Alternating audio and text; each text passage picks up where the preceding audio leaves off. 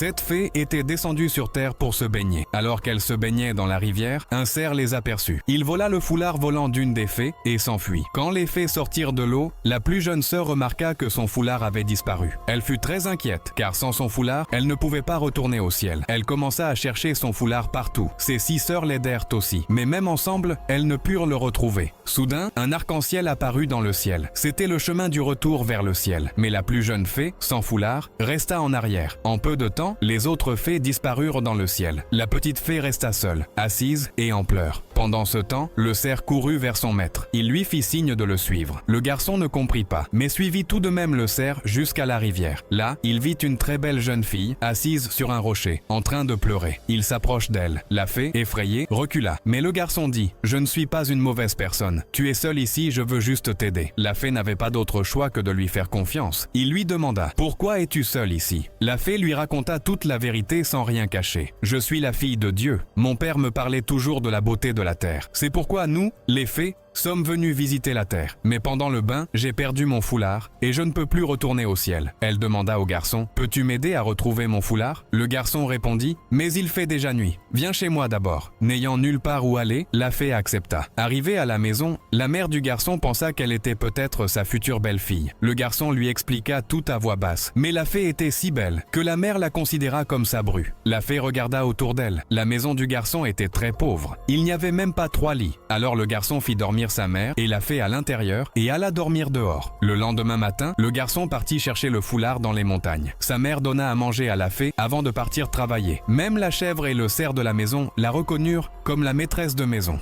Le soir, la mère lui donna un vêtement à porter. Quand la fée le mit, on aurait dit qu'il avait été fait spécialement pour elle. Puis, la pluie commença à tomber. La fée sortit et vit le garçon réparer des morceaux de bois trempés sous la pluie. Il s'était blessé à la main. Avec tendresse, la fée lui banda la main. Pendant ce temps, dans le ciel, le roi était très inquiet. Sa plus jeune fille était restée seule sur terre. En colère, sa plus jeune fille était restée seule sur terre. En colère, il dit à son général